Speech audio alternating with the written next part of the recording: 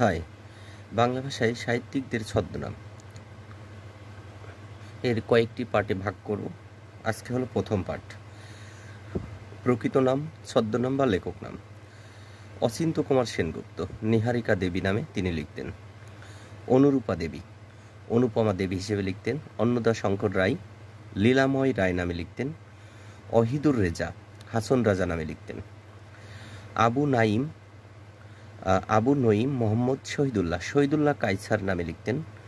আবুল ফজল শমশের উল আজাদ নামে লিখতেন। আবুল হোসেন মিয়া আবুল হাসান নামে লিখতেন। ঈশ্বরচন্দ্র বিদ্যাসাগর কস্যচিত্ত উপযুক্ত ভাইপো নামে তিনি ব্যবহার করতেন ছদ্মনামটি।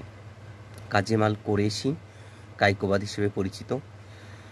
কাজী নজরুল ইসলাম নুরু বা নুরুল ইসলাম, এবং তার প্রধান যে ছদ্মনাম সেটি হলো ধূমকেতু।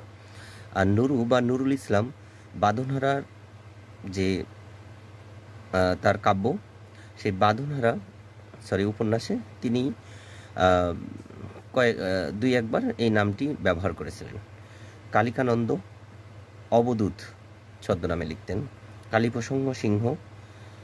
কালীপ্রসন্ন সিংহ হুতুম পেঁচা ছদ্মনামে লিখতেন। কামিনী রায় জৈনক বঙ্গ মহিলা নামে লিখতেন। চারুচন্দ্র চক্রবর্তী জরাসন্ধ নামে লিখতেন। জসিমউদ্দিন জমিরউদ্দিন মোল্লা নামে লিখতেন। তারাশঙ্কর বন্দ্যোপাধ্যায় হাবু শর্মা নামে লিখতেন। দক্ষিণারঞ্জন মজুমদার দৃষ্টিহীন নামে লিখতেন। দক্ষিণারঞ্জন মিত্র মজুমদার দৃষ্টিহীন নামে লিখতেন। নারায়ণ গঙ্গোপাধ্যায় সুনন্দ নামে লিখতেন। নিহাররঞ্জন গুপ্ত দাদাভাই বা বানভট্ট নামে লিখতেন। প্রবোধ কুমার বন্দ্যোপাধ্যায় মানিক বন্দ্যোপাধ্যায় নামে লিখতেন। বাংলা ভাষার সাহিত্যিকদের ছদ্মনাম, বারবার এটা দেখলে অনেক উপকৃত হবেন।